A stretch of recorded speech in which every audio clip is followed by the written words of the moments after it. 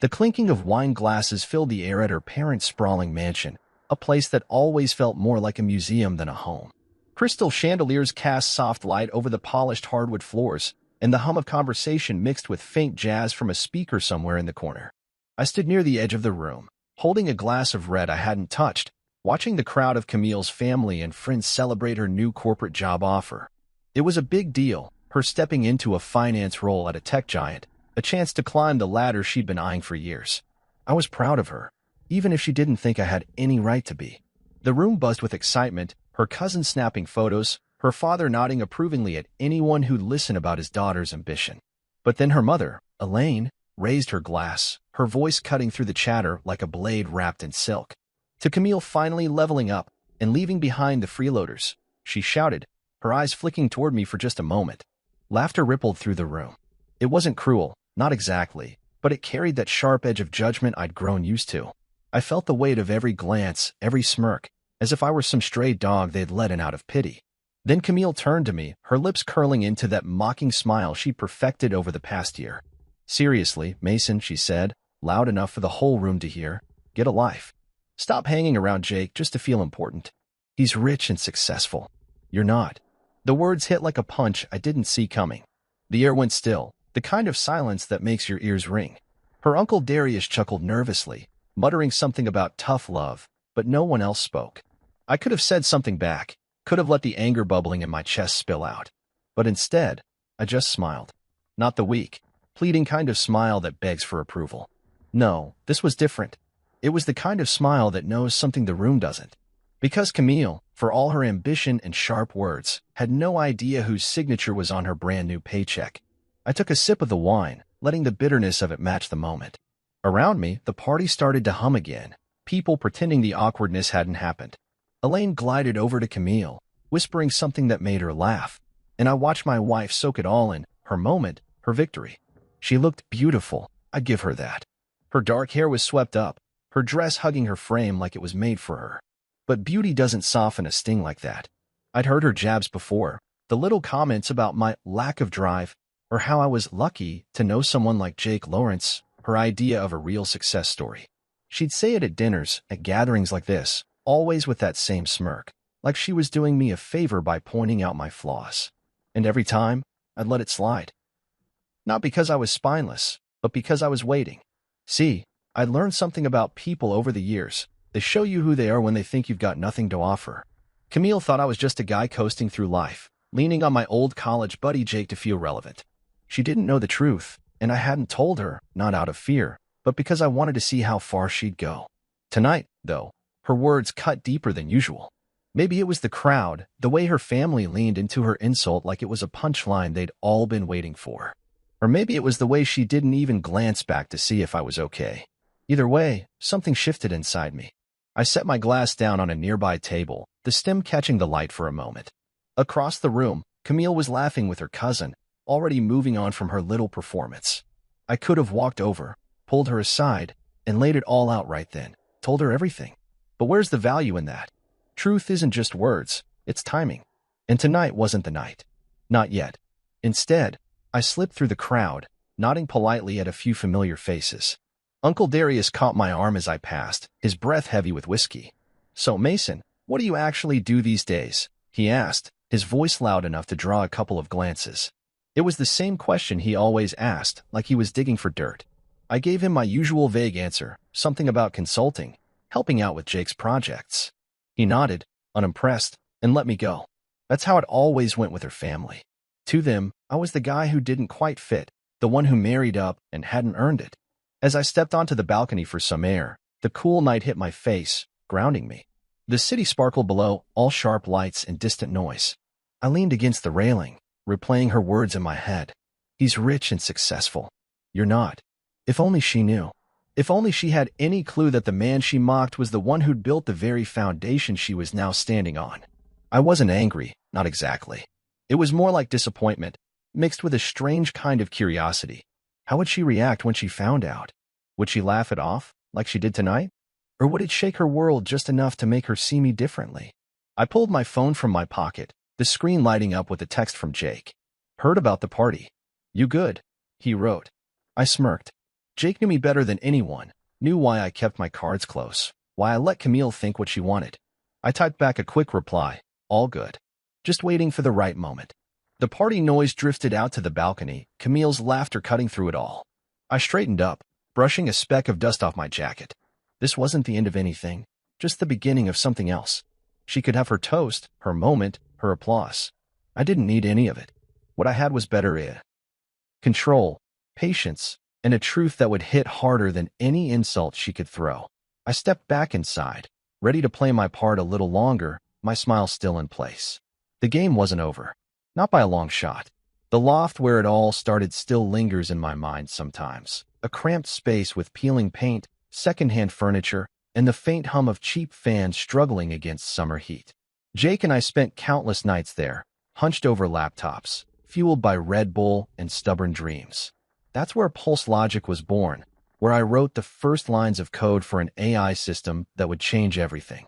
Now, years later, I stood in my home office, a sleek room with floor-to-ceiling windows and a view of the city skyline, staring at a screen filled with data only I could untangle. People see Jake as the golden boy, the guy with the perfect smile who charms talk show hosts and investors alike.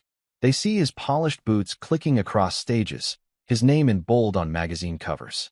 But behind every step he takes is me. I'm the architect, the coder, the ghost who built the system from scratch. And I chose to stay in the shadows, not because I'm ashamed, but because I wanted to see who Camille would be when she thought I had nothing to offer. It's not that I lied to her. I just never corrected her assumptions. When we met, I was already deep into the company, working late nights while Jake handled the public side. She'd ask about my day, and I'd keep it vague, talk about projects, or helping Jake out. She filled in the blanks herself, deciding I was some aimless guy riding my friend's coattails. At first, I thought it was funny, her little jabs about my lack of ambition. But over time, those jabs got sharper, especially after she started climbing her own career ladder. She'd come home from her old job, all fired up about some new promotion, and toss out lines like, "Maybe you should try harder, like Jake does." I'd just nod, let it slide, and go back to debugging code that powered a $120 million enterprise. Why didn't I tell her? It's hard to explain, even to myself sometimes. Part of it was curiosity. I wanted to know if she'd love me for who I was, not what I'd built. Another part was pride. I didn't want her respect just because of a title or a bank account. And maybe, deep down, I was testing her, seeing how far she'd go with her assumptions. She never asked the right questions, never pushed for details. Instead, she built this story in her head about me being less driven, less capable, less everything. And I let her, because the truth was mine to hold until I was ready to share it. That morning, I sipped coffee at my desk, the steam curling up as I scrolled through emails. Most were routine, updates from the dev team, bug reports, a few investor queries Jake had forwarded. He was good at the big picture stuff, the handshakes and headlines. But the guts of the company? That was me. Every algorithm, every server, every line of code that kept Pulse Logic running had my fingerprints on it. We'd agreed early on to split the roles. He'd be the face, I'd be the foundation. It worked. He got the spotlight. I got the freedom to create without cameras in my face. And it kept things clean. No ego clashes, no power struggles. Just two friends who trusted each other to do what they did best. Camille was getting ready for her big first day at her new job. I could hear her in the bedroom, humming as she picked out an outfit. She'd been talking about this job nonstop for weeks, how it was her chance to finally make something of herself, as if she hadn't already been doing that. I didn't mind her excitement. It was one of the things I loved about her when we first met, that fire in her eyes when she talked about her goals. But lately, that fire came with a shadow, a need to prove she was better than me, better than where we'd started. She walked into the kitchen, her heels clicking on the hardwood, and grabbed her bag from the counter. "Don't wait up," she said, barely looking at me. "I've got a lot to learn today." "Good luck," I said, keeping my tone light. "You'll kill it." She paused, just for a second, like she was surprised I'd said something nice. Then she gave a quick nod and left, the door clicking shut behind her. I leaned back in my chair, staring at the ceiling. She had no idea where she was headed, not just to some shiny corporate office, but to a place I'd built from nothing. It wasn't about tricking her. It was about letting her walk her own path, even if that path led her straight to the truth I'd been holding back. Later that day, Jake called. "You sure about keeping this quiet?" he asked, his voice crackling through the speakerphone. "She's gonna flip when she finds out." "Let her find out when the time's right," I said, tapping a pin against my desk. "She's got her shot now. Let's see what she does with it." He laughed, that easy laugh that made people trust him instantly. "You're colder than I am, man. I'd have spilled it by now." "Nah," I said, smirking. "You'd have made a PowerPoint about it." We both chuckled, but there was a weight to the moment. Jake knew why I was doing this, knew it wasn't about revenge or ego. It was about clarity, about seeing who Camille really was when the masks came off. I hung up and turned back to my screen, pulling up the latest system diagnostics. The numbers flowed like a language I'd invented, each one a piece of the empire I'd created. Camille could think what she wanted for now. She could call me a freeloader, a shadow, whatever made her feel taller. But the truth? It was bigger than her words, bigger than her smirk at that party. I stood and walked to the window, the city stretching out below like a map of possibilities. Somewhere out there, Camille was stepping into her new role, probably charming her colleagues, already planning her next move. She thought she was entering Jake's world, a place where he was the genius and I was just a name she mocked. But she was wrong. This wasn't Jake's world, it was ours. And sooner or later, she'd see my hand in every piece of it. Not because I'd force her to, but because the truth always finds a way out. I went back to my desk, the coffee now cold in its mug. There was work to do, always more work. A bug in the latest patch needed fixing, and the dev team was waiting for my notes. I dove in, the code pulling me into that quiet place where everything made sense. Camille could have her moment, her new desk, her big plans. I didn't need to chase her applause. What I had was enough control, purpose, and a secret that would shift everything when it finally came to light. For now, I'd keep building, keep waiting, keep being the man she didn't see. Because when the curtain finally lifted, it wouldn't just be about her job or her paycheck. It'd be about who we both were when the lies fell away. The morning sun filtered through the blinds in my home office, casting thin stripes across my desk as I sipped coffee and scrolled through a report from the dev team. It was just another day, lines of code to review, a server glitch to troubleshoot, the usual rhythm of keeping Pulse logic humming behind the scenes. But then my phone buzzed with a call from Jake, his voice carrying that mix of amusement and urgency he saved for big news. "Her resume landed in HR," he said, cutting straight to it. "Camille's. She applied for the finance analyst role. Got credentials, too. Want me to block it?" I leaned back in my chair, the leather creaking softly, and stared out the window at the city waking up below. Block it? The thought flickered, tempting for a moment. It'd be easy to keep her out, to keep my world separate from hers. But that wasn't the point. I'd been watching her build her own story about me, about us, for years, letting her think I was just a guy scraping by on favors. This was a chance to see what she'd do with a real opportunity, no strings attached. Let her rise or fall on her own, I told him, my voice steady. Jake chuckled, like he'd expected that answer. "You're a weird one, Mace." "All right, I'll let HR know to keep it fair." I hung up and set the phone down, the weight of my choice settling in. Fair. That's what I wanted, for her to earn her place without my name tipping the scales. Not because I doubted her. Camille was sharp, driven, the kind of person who could charm a room and crunch numbers in her sleep. But she'd spent so long looking down on me, I needed to know who she'd be when she stepped into my world, unaware it was mine. Weeks later, I got the update. She'd landed the job.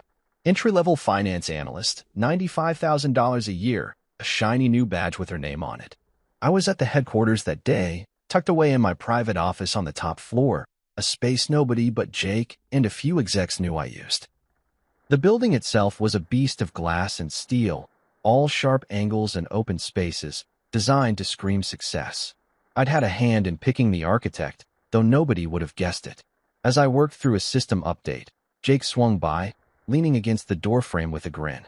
"She's downstairs right now," he said, strutting through the lobby like she owns the place. "Doesn't know, does she?" "Nope," I said, not looking up from my screen. "Not yet." He laughed, shaking his head. "You're playing a dangerous game, man." I just smirked and kept typing. Dangerous? Maybe. But it wasn't about games, it was about truth. Camille thought I was unemployed, maybe dabbling in odd jobs for Jake, when he threw me a bone. She'd built that idea so firmly in her head that she never questioned it, even when I'd come home late from meetings or spend hours locked in my office. Letting her walk into Pulse Logic without knowing my role was just an extension of that, giving her the space to be herself, No filters, no faking it for my sake. I finished my work and decided to take a walk through the building, something I didn't do often. Most employees knew me as Jake's friend, maybe a consultant who popped in now and then. I liked it that way. Kept things clean, let me move without eyes on me. The elevator hummed as it dropped to the main floor, and when the doors opened, I saw her. Camille, standing by the reception desk, her posture all confidence as she accepted her badge from HR. She wore a tailored blazer, her hair pulled back, every inch the professional. I stayed back, blending into the crowd of employees heading to lunch. She didn't see me, didn't even glance my way, too busy soaking in the moment. Watching her, I felt a strange mix of pride and distance. She'd earned this, no question. The hiring team didn't know she was my wife. HR had strict protocols, and I'd made sure her application went through the same grinder as anyone else's. But there was something else, too, a quiet ache I didn't expect. She was stepping into a world I'd built, a place where my initials were literally etched into the tiles beneath her feet, and she had no clue. Part of me wanted to walk over, tell her right then, see the shock in her eyes. But I didn't. Timing matters, and this wasn't it. I headed back upstairs, the elevator's hum a steady backdrop to my thoughts. Later that day, Jake sent me a photo from the onboarding session. Camille at a conference table, smiling with her new team, a Pulse Logic logo on the wall behind her. She's already making friends, he texted. I stared at the image, her face bright with possibility. It reminded me of the early days, when we talk about our dreams over cheap takeout, back before she started measuring me against her idea of success. Back then, I thought we'd build something together, not a company, but a life. Now, here she was, part of my empire, thinking it belonged to someone else. The irony wasn't lost on me. Every paycheck she'd get, every project she'd touch, every door she'd walk through, it all tied back to me. Not in a controlling way, but in the quiet, undeniable way that comes from years of work nobody sees. I'd coded the software that ran the company's core, designed the systems that kept it ahead of competitors. Jake was the voice, sure, but I was the engine. And Camille? She was just another employee now, one of hundreds who didn't know the man behind the curtain. That night, she came home late, her energy electric as she kicked off her heels and dropped her bag on the couch. "It's incredible," she said, pouring herself a glass of water. "The office, the people, the vibe. It's like I'm finally where I'm supposed to be." She didn't ask about my day, didn't notice I'd been out late, tweaking a server issue. I just listened, nodding as she went on about her new desk, her new boss, how she could feel the innovation in the air. I could have told her I'd picked that desk model, or that the innovation came from my sleepless nights. Instead, I said, "Sounds like you're happy." She looked at me then, just for a moment, like she was searching for something. "Yeah," she said, "I am." Then she turned away, already lost in her plans for tomorrow. I watched her go, the distance between us wider than ever. She thought she'd stepped into Jake's world, a place where he was the star and I was nobody. But she was wrong. This was my world, ours, really, but mine in a way she couldn't imagine. And when the day came for her to see it, it wouldn't be because I shouted it from the rooftops.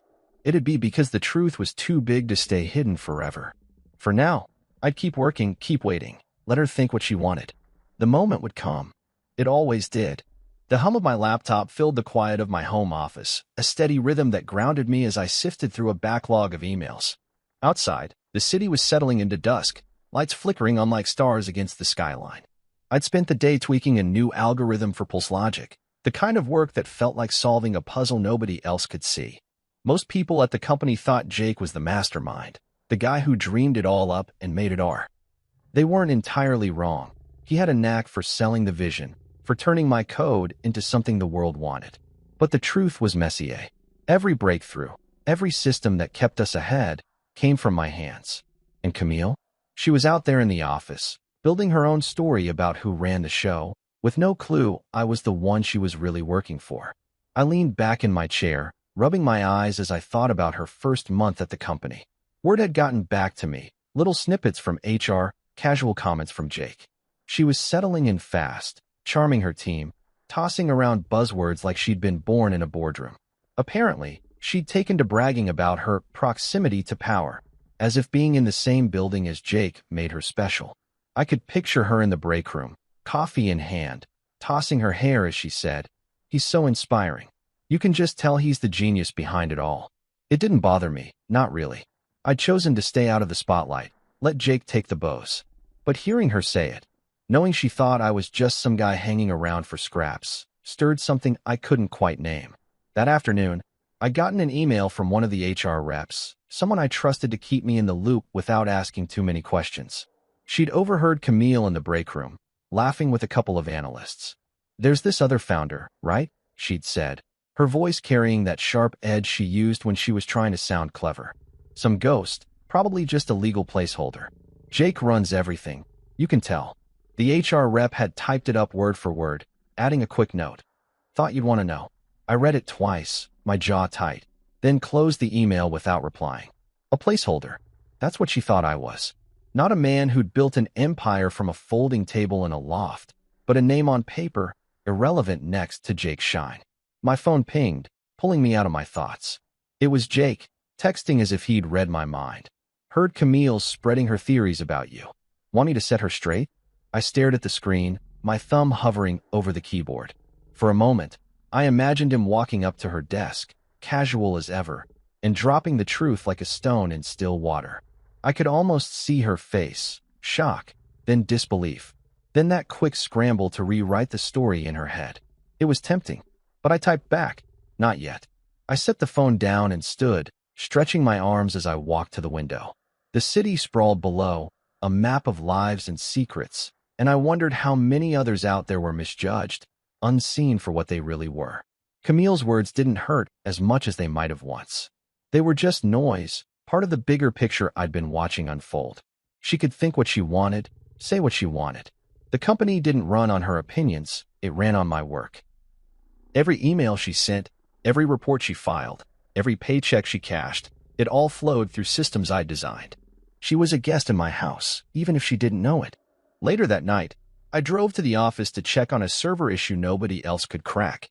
The building was quiet after hours, just the hum of air conditioning and the faint glow of monitors left on by accident.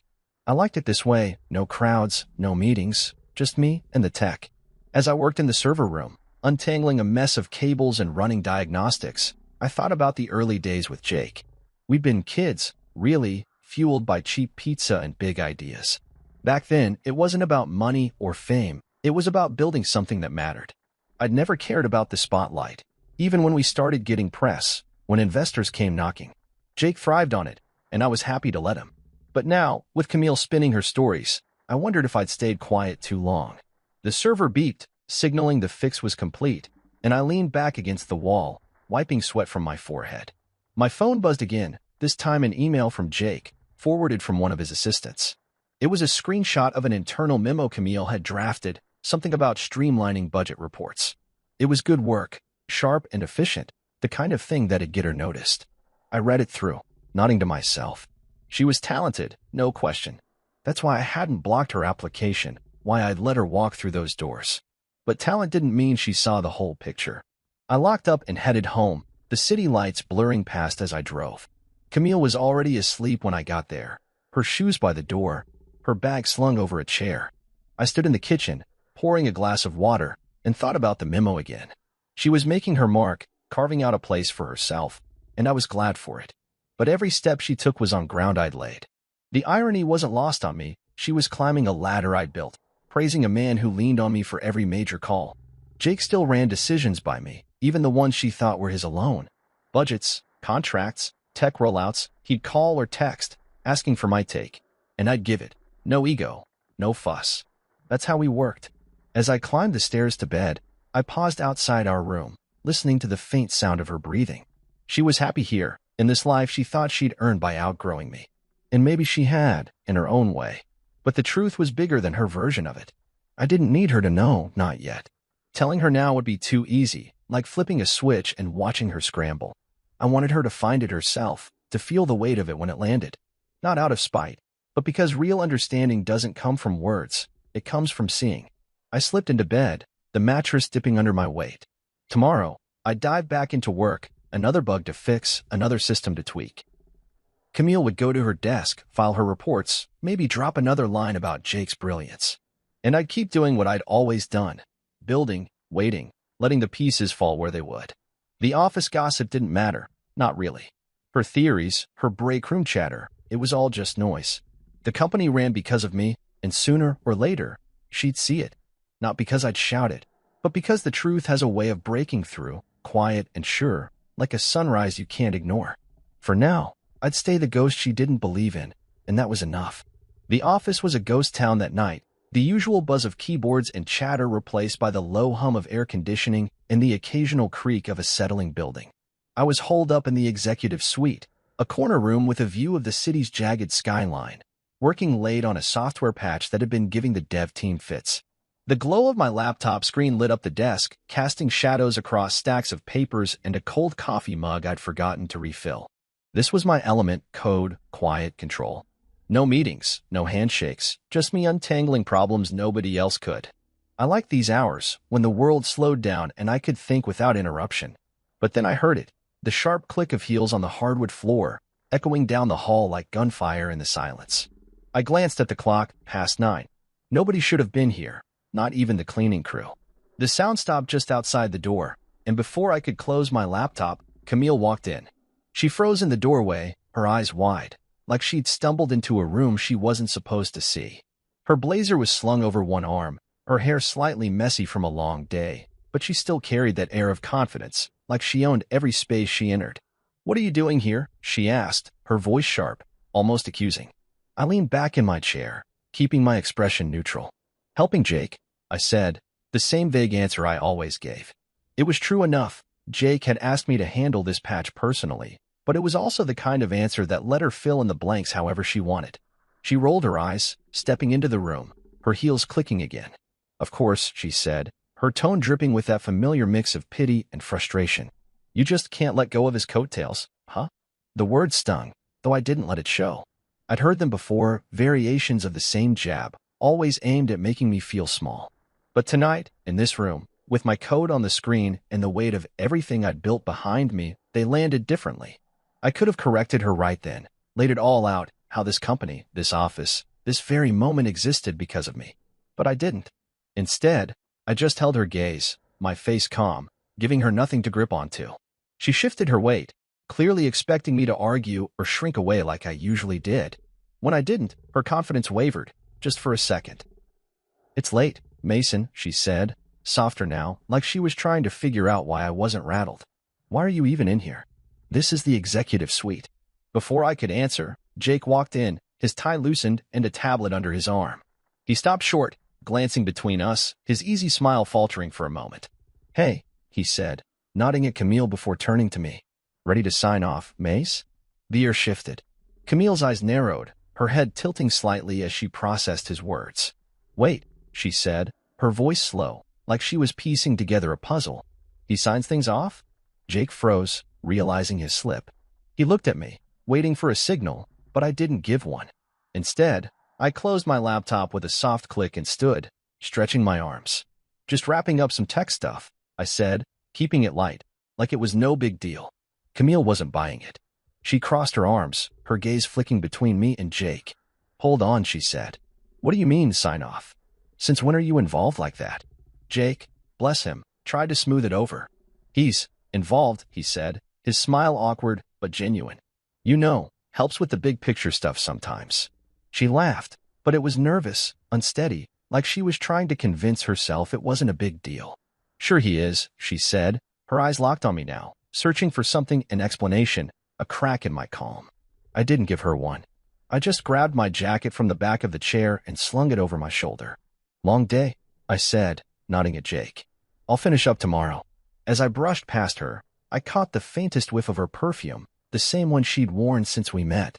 For a split second, I remembered the early days, her laughing over cheap wine, me promising her the world. But that memory faded as fast as it came. I didn't look back, didn't need to. I could feel her staring as I walked out, the weight of her confusion following me down the hall. In the elevator, I leaned against the wall, the hum of descent matching the buzz in my head. That was closer than I'd planned. Jake's slip hadn't been intentional, but it was a reminder. The truth was a restless thing, always looking for a way out. I'd wanted to control the timing, let her stumble across it naturally, but moments like this made me wonder if I was pushing my luck. Still, I wasn't ready to lay it all bare. Not yet.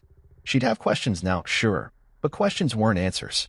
She'd probably brush it off, tell herself Jake was just being polite, that I was still the guy she'd pegged as a nobody.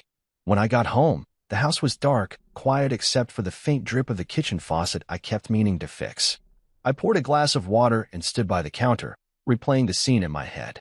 Her face when Jake said my name, the way her certainty cracked just enough to let doubt creep in. It wasn't much, but it was a start. I didn't want her to feel stupid. That was never the goal. I just wanted her to see me, really see me, without the story she'd written in her head. I thought about calling Jake, telling him to be more careful, but I didn't. He'd feel bad enough already, probably pacing his apartment right now, wondering if he'd messed up my plan. He hadn't. If anything, he'd nudged it forward, given her something to chew on. I set the glass down and headed upstairs, the stairs creaking under my weight. Tomorrow, she'd go back to her desk, maybe ask around, dig a little.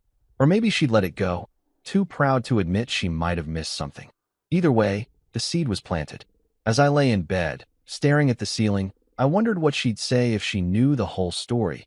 Not just that I was involved, but that I was the backbone, the guy who'd turned a crazy idea into a $120 million reality. Would she laugh it off? Get angry? Or would it finally make her pause, look at me like she used to, back when we were equals in her eyes? I didn't know. What I did know was that I wasn't here to beg for her respect. I'd earned it years ago, long before she started measuring me against her version of success. The clock ticked past midnight, and I closed my eyes, the memory of her heels still echoing in my mind. She could roll her eyes all she wanted, call me whatever names made her feel tall. I didn't need her to cheer me on. What I needed, what I'd always needed, was to build something real, something that lasted. And I had. Now it was just a matter of time before she saw it, before the truth stepped out of the shadows and stood in front of her, plain as day. For now, I'd keep doing what I did best. Work, wait, and let the pieces fall where they would. The morning started like any other, coffee brewing in the kitchen, the faint hum of traffic filtering through the windows, and me at my desk, staring at a screen full of code that needed my attention. The routine was comforting, a tether to the life I'd built, even as things with Camille felt like they were teetering on the edge of something big. I hadn't seen her much since that night in the executive suite, when Jake's slip about me signing off had left her with questions she didn't know how to ask. She'd been quieter at home, her usual jabs replaced by quick glances and half-started sentences, like she was trying to solve a puzzle but didn't want to admit it. I let her stew, didn't push, didn't offer explanations. The truth was coming, and when it did, it wouldn't be because I'd spoon-fed it to her. 2 weeks later, it happened. I was in my office at Pulse Logic, tucked away in the corner of the top floor where nobody bothered me, when Jake texted, "Payroll glitch today. HR scrambling. Camille's asking questions." I leaned back in my chair, the leather creaking under my weight, and smirked. Payroll glitches were rare. My systems were tight, but when they happened, they left a trail. I knew where this was going. Sure enough, an hour later, another text from Jake. "She saw your name on her stub. Freaked out. You want me to handle it?" I typed back a quick no. Let it play out. I could picture it. Camille at her desk, probably sipping one of those overpriced lattes she loved, opening her paycheck to check the deposit. Most people just glance at the numbers, but not her. She'd scrutinize every detail, always looking for a way to optimize. And there, at the bottom of the stub, in clean black ink, authorized by Mason Quinn. I could imagine her squinting at it, thinking it was a typo, a glitch, maybe even a joke. She'd probably laughed at first, that sharp, dismissive laugh she used when something didn't fit her worldview. But Camille wasn't one to let things slide. She'd dig, and that's exactly what she did. By noon, I got an email from HR, flagged as urgent.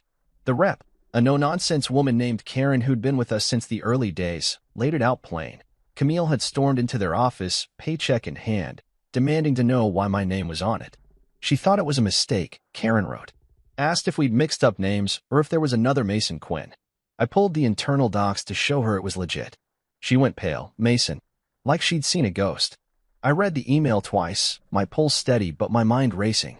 This was it, the moment I'd been waiting for, though I hadn't planned it this way. Karen had done her job, nothing more, nothing less. She'd shown Camille the paperwork, the founding charter, the corporate ownership forms, the stock disbursement records. All of them with my name in bold, Mason Quinn, co-founder and chief technology officer. Not a placeholder, not a shadow, but the guy who'd built the engine that powered the whole damn company. Karen didn't say much about what happened next, just that Camille had sat down hard, staring at the documents like they were written in a language she didn't speak. She didn't faint, Karen added, but she looked close. I closed the email and stood, walking to the window. The city stretched out below, all glass and steel and restless energy, a world I'd helped shape in ways most people would never see. I didn't feel triumphant, not exactly. There was no rush of victory, no urge to gloat. If anything, I felt a strange kind of calm, like the air after a storm. Camille knew now. Not the whole story, maybe, but enough to crack the shell she'd built around me. She'd spent years thinking I was less driven, less capable, less worthy of her. And now she'd seen my name on the one thing she couldn't argue with, her paycheck. I wondered what she was doing at that moment. Was she still in HR, flipping through those documents, looking for a loophole? Or had she gone back to her desk, staring at her computer, trying to reconcile the man she'd mocked with the one who'd signed her salary? I could have called her, could have walked down to her floor and seen her face for myself. But I didn't. This wasn't about me chasing her reaction. It was about her sitting with the truth, letting it sink in. Jake called later that day, his voice a mix of amusement and concern. "Man, she's rattled," he said. "Saw her in the hall, and she barely nodded at me. You sure you don't want to talk to her? Clear the air." "Nah," I said, leaning against my desk. "She's got enough to chew on." He laughed, but it was cautious. "You're cold, Maze. I'd be freaking out if my wife found out like this." "She'll be fine," I said. "She's tougher than she looks." And she was. Camille didn't break easy. She'd clawed her way through a competitive field, earned her spot at Pulse Logic fair and square. This wouldn't destroy her. It'd just force her to rethink things, to see me without the filter she'd put up years ago. I hung up and went back to work, diving into a server log that needed attention. The code was clean, logical, a world where everything made sense if you knew how to look. I wished people were that simple, but they weren't, not even Camille. That night, I got home before she did. The house was quiet, just the hum of the fridge and the faint tick of a clock in the living room. I poured a glass of water and stood by the counter, waiting. I didn't know if she'd bring it up, if she'd walk in ready to fight or just pretend nothing had happened. When I heard her key in the lock, my stomach tightened, but I kept my face calm. She stepped inside, her heels clicking softer than usual, like she was carrying a weight she didn't want to show. She set her bag down, glanced at me, and nodded quick, almost formal. "Good day," I asked, keeping my tone light. She hesitated, her lips parting like she wanted to say something, then closed again. "Busy," she said finally, heading for the stairs. "I'm beat." I watched her go, the moment slipping away without a word about the paycheck, the documents, any of it. Part of me wanted to call her back, to lay it all out and see what she'd say. But I didn't. She needed time, and I wasn't here to rush her. The truth was out now, raw and undeniable, and it'd do its work without me pushing. I took a sip of water, the glass cool against my palm, and let the silence settle. As I headed to my office to finish some work, I thought about those early days, me and Jake in that loft, dreaming bigger than we had any right to. Back then, it wasn't about proving anything to anyone, not even ourselves. It was just about building something real. I'd done that despite what Camille thought, despite what anyone thought. And now she knew, not because I'd shouted it, but because the truth had found her, quiet and sharp, like a blade she didn't see coming. For now, I'd keep working, keep waiting. The next move was hers, and I was ready for whatever came. The gala was in full swing when I arrived, the kind of event that made you feel like you'd stepped into a movie, chandeliers glittering overhead, waiters gliding through the crowd with trays of champagne, and a live jazz band filling the air with smooth, easy notes. Pulse Logic had pulled out all the stops to celebrate a new government contract, a deal that'd keep us in the black for years. I usually skip these things, happy to let Jake soak up the spotlight while I stayed behind my screens. But tonight, he'd insisted I show up, his voice firm over the phone. "You need to claim what you've built," he'd said. "No room for argument. This isn't just my win, it's yours." I'd grumbled, tugged at the collar of my tux, but deep down, I knew he was right. So here I was, standing at the edge of a ballroom packed with suits and gowns, feeling like a fish out of water, but ready to play my part. The room buzzed with energy, executives mingling, investors laughing too loud, employees snapping selfies with the company logo projected on a massive screen. I adjusted my tie, the sleek black suit Jake had practically forced me to wear feeling foreign but sharp. I caught my reflection in a mirrored pillar, taller than I remembered, my jaw set. I steady. For once, I didn't look like the guy Camille thought I was, the one she dismissed as a shadow. Tonight, I'd step into the light, not for her, not even for Jake, but for myself. I spotted her across the room, working the logistics team, clipboard in hand, her dress catching the light as she moved. Camille always had a knack for looking like she belonged, no matter the crowd. She was directing a staffer toward the dessert table, her smile professional but warm, the kind that made people trust her instantly. She hadn't seen me yet, hadn't noticed me slipping through the crowd, shaking hands with a few board members who knew my name, even if most employees didn't. I kept my distance, letting her do her thing. After the payroll incident 2 weeks ago, we'd barely talked, her coming home late, me leaving early, both of us dodging the truth that had landed like a stone between us. She knew now, or at least she knew enough to question everything, but she hadn't brought it up, and I hadn't pushed. Jake found me near the bar, his grin wide as he clapped a hand on my shoulder. "You clean up nice," he said, handing me a glass of whiskey I didn't ask for. "Ready for this?" I took a sip, the burn grounding me. "As I'll ever be," I said, glancing at the stage where the MC was testing the mic. He followed my gaze, then leaned in, voice low. "She's gonna lose it when she hears your name. You sure you're good with that?" I nodded, my eyes drifting back to Camille. She was laughing now, nodding at something an older exec said, her clipboard tucked under her arm. "Let her react however she wants," I said. "This isn't about her." Jake raised an eyebrow but didn't push. He knew me well enough to know when I'd made up my mind. The band wrapped up their set, and the MC stepped to the podium, his voice booming through the speakers. "Ladies and gentlemen, thank you for joining us tonight to celebrate a milestone for Pulse Logic." The crowd clapped, a few cheers breaking through. I set my glass down, my pulse steady but quick, like it was before a big code drop. The MC ran through the usual spiel, thanking the team, hyping the contract, tossing out stats that made investors nod. Then he paused, his smile widening. None of this would be possible without the vision and grit of our founders. Please welcome our co-founder and chief technology officer, Mason Quinn. Spotlight swung toward me, bright and unyielding, pinning me in place. The room erupted, claps, gasps, a few murmurs rippling through the crowd. I felt every eye on me as I made my way to the stage, my steps deliberate, my face calm. Cameras clicked, flashes popping like tiny explosions. I didn't look at Camille, didn't need to. I could feel her stare, sharp and heavy, from wherever she stood. I reached the podium, shaking the MC's hand before turning to the crowd. They were a sea of faces, some familiar, most not, all waiting for me to say something that matched the moment. I'd never been one for speeches, Jake was the talker, but I'd prepared for this. "Thank you," I started, my voice steady, carrying over the room. "This company started with a simple idea, solve problems nobody else can. That's what we've done, and that's what we'll keep doing. Not because it's easy, but because it's worth it." I kept it short, thanking the team, nodding to Jake, who stood near the stage, grinning like a proud brother. The crowd clapped again, louder this time, and I stepped back, letting Jake take over for the rest. As I moved off stage, I caught it, Camille, standing near a pillar, her champagne flute trembling in her hand. Her face was pale, lips parted, like she'd just seen something impossible. Our eyes met for a split second, and I saw it all. Shock, realization, maybe even regret. Then she looked away, her grip tightening on the glass, and I kept walking.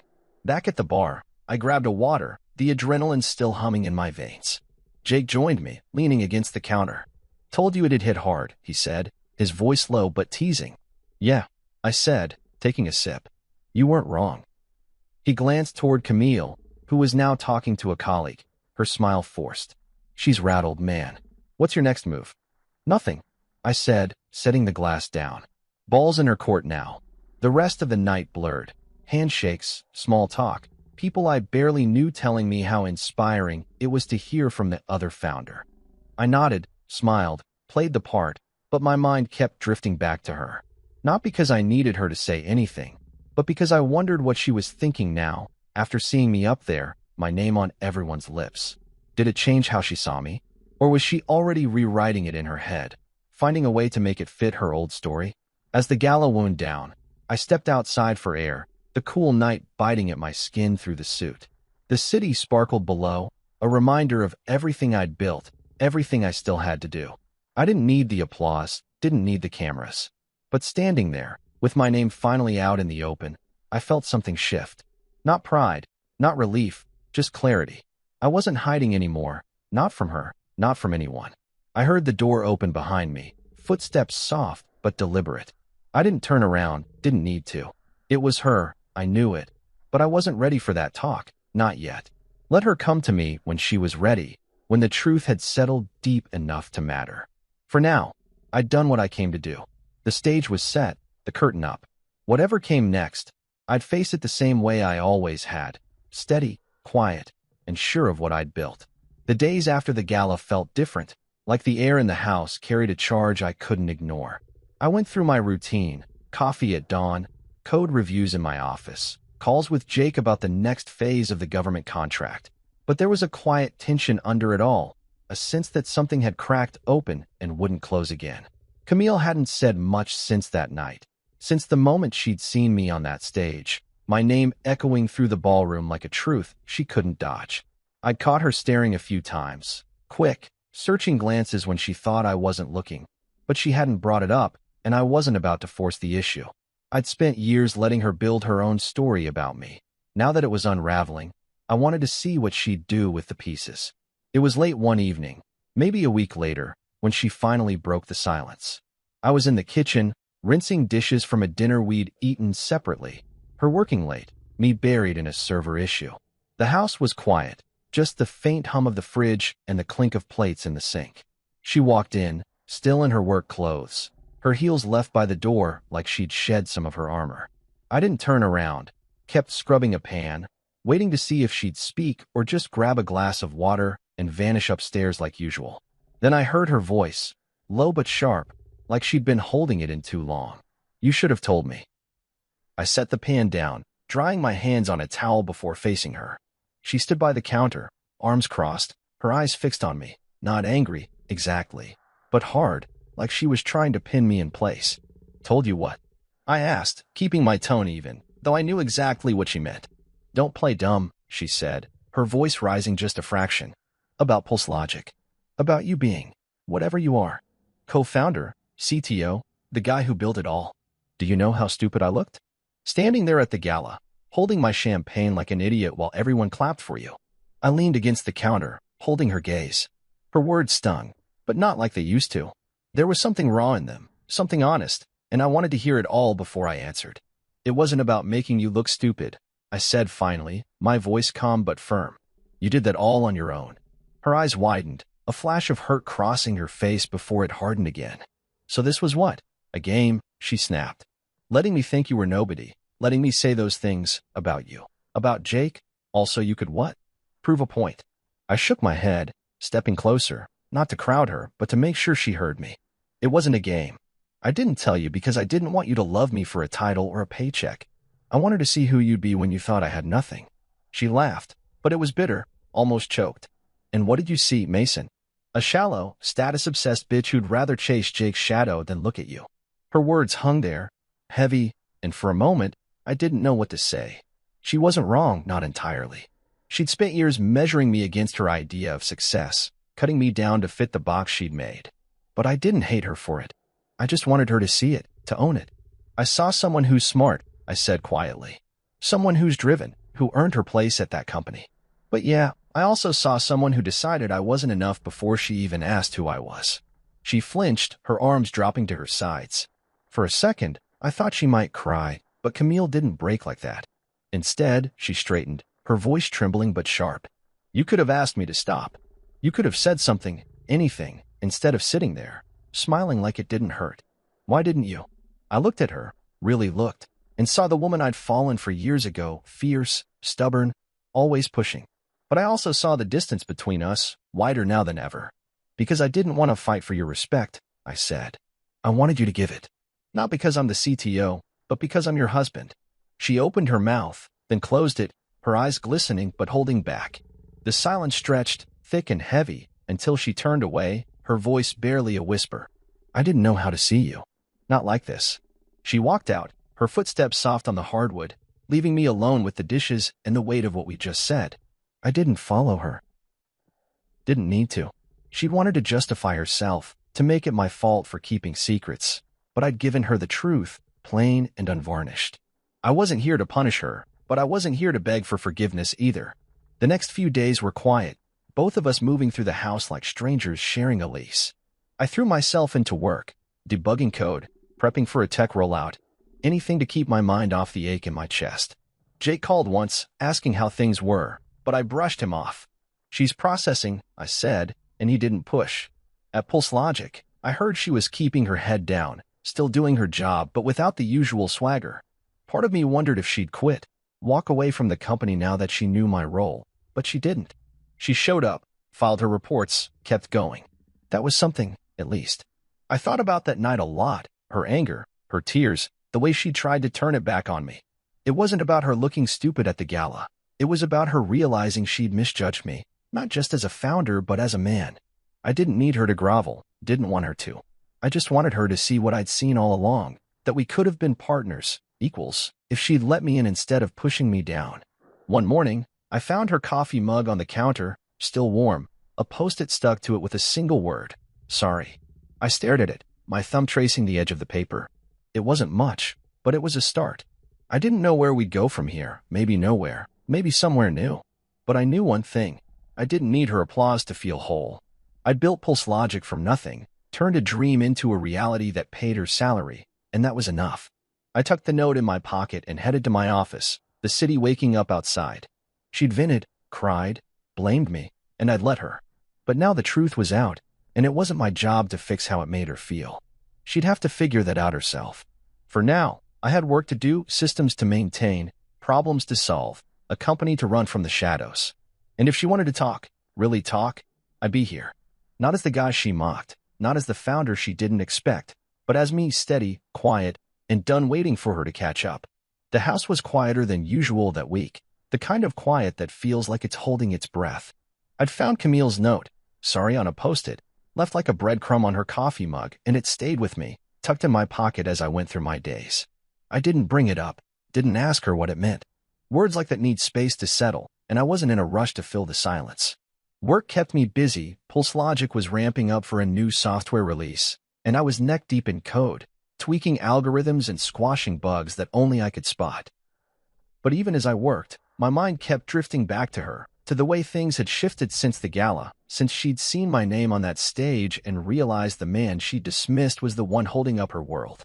I'd heard bits and pieces about her at the office, not from her directly, but from Jake and a few others who kept an eye out. She was still showing up, still doing her job, but the swagger was gone. No more breakroom boasts about proximity to power, no more gushing about Jake's genius.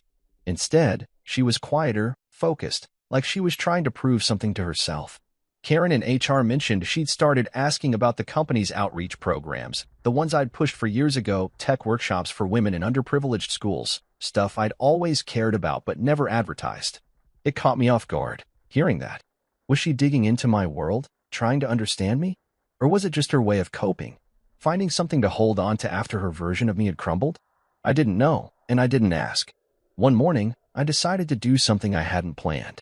I was at my desk, the city humming outside my window, when I pulled out a small box I'd picked up on a whim, a high-end leather-bound notebook, the kind Camille used to jot down her ideas back when we'd dreamed together over late-night takeout.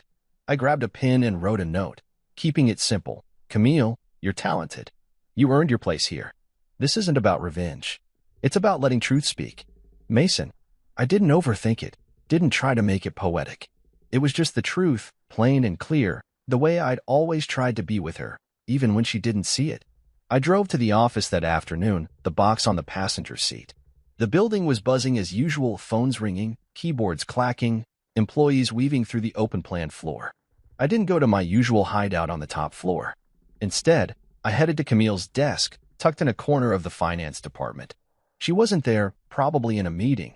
So I set the box down, the note folded inside, and walked away before anyone could ask what I was doing. It felt strange, leaving something for her like that, no explanation, no ceremony. But it wasn't about grand gestures. It was about giving her something real, something she could hold, and letting her decide what to do with it. I didn't hear from her about it, not that day, not the next. Part of me wondered if she'd tossed it, too proud to accept anything from me after everything. But I didn't dwell on it. I'd said what I needed to say, and the rest was up to her. Life kept moving, meetings with the dev team, late-night calls with Jake about scaling the new contract, the usual grind that kept PulseLogic running. I liked the rhythm of it, the way it pulled me into a world where things made sense, where effort led to results. If only people were that straightforward. A few days later, Jake swung by my office, leaning against the doorframe with that grin he got when he knew something I didn't. "She's been asking about the charity stuff," he said, crossing his arms. "The tech programs for schools. Wanted to know how we pick the locations, who funds it." Sound familiar? I looked up from my screen, my hands pausing on the keyboard. "Yeah," I said, keeping my tone neutral. "Sounds like something I'd care about." He laughed, shaking his head. "Man, she's digging. Not saying it's because of you, but come on. That's your thing. She's never touched it before." I shrugged, turning back to my work. Maybe she's just curious. Jake didn't buy it, but he let it go, heading out with a promise to grab beers later. I sat there, staring at the code on my screen, but my mind was elsewhere. Camille, asking about the programs I'd poured my heart into, quietly, behind the scenes, the way I'd always done things. It wasn't an apology, wasn't a big declaration, but it was something. A step, maybe, towards seeing me as more than the guy she'd mocked at her parents' party. I didn't know if it'd lead anywhere, but it was enough to make me pause, to wonder if she was changing, slowly, the way I had years ago when I realized I didn't need applause to feel whole. That night, I got home late, the house dark except for a light in the kitchen. Camille was at the table, her laptop open, papers spread out around her. She didn't look up as I walked in, but I saw it, the leather notebook, open to a page filled with her neat handwriting. My note wasn't there, probably tucked away somewhere, but the sight of the book hit me harder than I expected. I grabbed a glass of water, keeping my movements quiet, not wanting to disturb whatever she was working on. As I headed upstairs, I caught a glimpse of her screen, a proposal draft, something about expanding the tech workshops to more schools. I didn't stop, didn't say anything, just kept going. In bed, I lay awake, the ceiling a blank canvas for my thoughts. I didn't need her to thank me, didn't need her to say she'd read the note or liked the gift. What I needed, what I'd always needed, was to know I'd built something that mattered, not just in code or contracts, but in the way it touched people's lives. Those programs, the ones she was now poking into, were part of that. If she was picking up that thread, even just a little, it meant something. Not a victory, not a reconciliation, but a shift, quiet and real, like the first crack of dawn after a long night. I thought about the early days, when I'd stay up coding while Camille slept, dreaming of a future we'd share. That future looked different now, fractured by her words and my silence, but it wasn't gone. Maybe we'd find a way to meet in the middle, or maybe we'd just learn to see each other clearly. Either way, I wasn't here to force it. I'd given her the truth on that paycheck, on that stage, in that note, and now it was hers to carry. For me, there was still work to do, systems to build, problems to solve. I'd keep going, steady as ever, letting the pieces fall where they would. And if she wanted to walk beside me, she knew where to find me, not as the founder, not as the ghost, but as the man I'd always been, waiting for her to catch up. The brunch was at Elaine's favorite restaurant, a fancy place with white tablecloths and waiters who moved like they'd been trained to disappear. I sat across from Camille, the hum of her family's chatter filling the air, her cousins swapping gossip, her father droning on about golf, Uncle Darius asking for more coffee louder than necessary. It was the kind of gathering that used to make my skin itch, all polished surfaces and veiled jabs. But today I felt steady, grounded in a way I hadn't in years. Camille was quieter than usual, her fork moving slowly through her eggs, her eyes drifting to the window now, and then like she was somewhere else. I didn't push her to talk. Didn't need to. The past few weeks had been heavy, her finding my note, her digging into the company's charity programs, the unspoken shift between us, and I was content to let things breathe. The table conversation turned to work, as it always did with her family.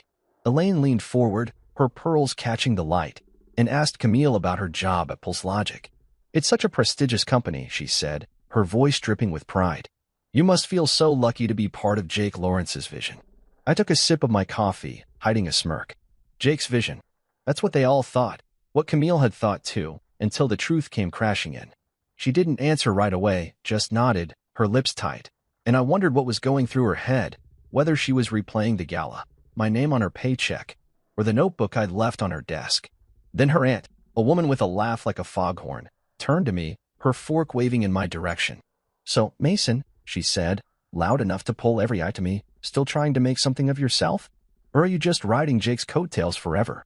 The table went quiet, a few awkward chuckles breaking the silence. It was the same old dig, the kind I'd heard 100 times at these gatherings, but it hit differently now.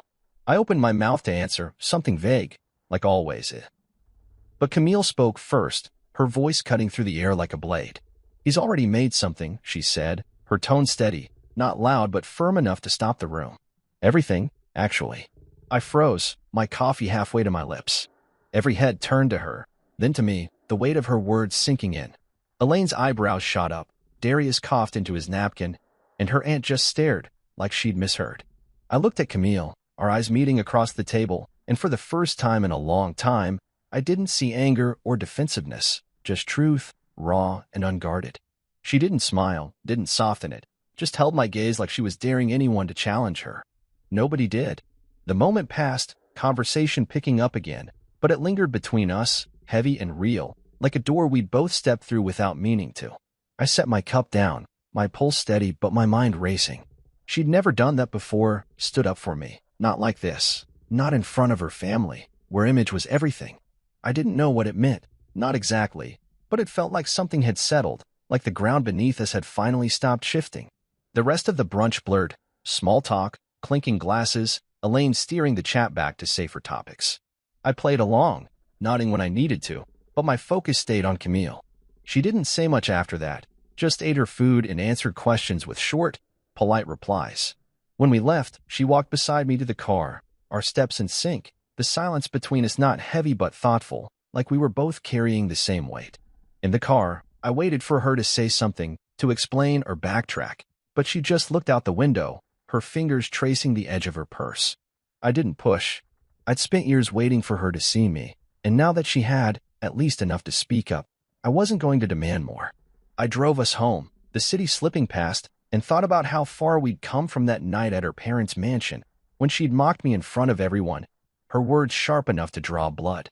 Back then, I'd smiled and waited, knowing the truth would find her. Now it had, and I wasn't sure what came next.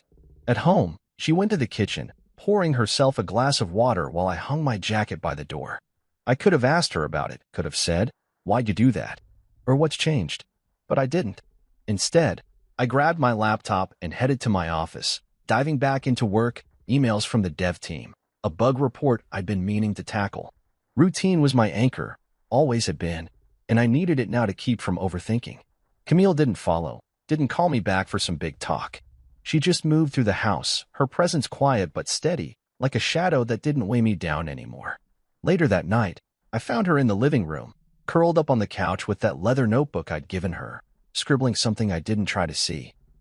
I paused in the doorway, watching her for a moment. She looked different, not softer, exactly, but less guarded, like she'd let go of something she'd been carrying too long. I didn't say anything, just grabbed a book and sat across from her, the silence comfortable for once. No anger, no accusations, just us, sharing space without needing to fill it with words. I thought about the road we'd traveled, her jabs, my silence, the slow unraveling of her assumptions. I'd built pulse logic from nothing, turned a dream into a reality that paid her salary, and I'd done it without needing her applause. But today, when she'd spoken up, it wasn't applause either. It was respect, quiet and unforced, the kind I'd stopped hoping for. It didn't fix everything, didn't erase the years of distance or the hurt we'd traded, but it was enough to make me see her differently, to wonder if we could find a new way forward, not as husband and wife, maybe, but as two people who finally understood each other. As I turned a page in my book, I realized I was okay with that. We'd likely go our separate ways. Too much had broken to pretend otherwise, but the idea didn't scare me. I'd build a life that stood on its own, with or without her, and I'd keep building, keep solving problems, keep chasing what mattered. She'd do the same, I figured, carving her own path with that fire I'd always admired, even when it burned me. The clock ticked on, the room soft with lamplight. No music swelled, no grand gestures marked the moment. Just us, sitting there, seeing each other clearly for the first time in years. It wasn't a happy ending, not the kind people write stories about, but it was real, and for me, That was enough. I closed my book, set it aside, and let the quiet hold us both. Knowing whatever came next, I'd face it the way I always had, steady, sure, and ready for the truth to lead the way.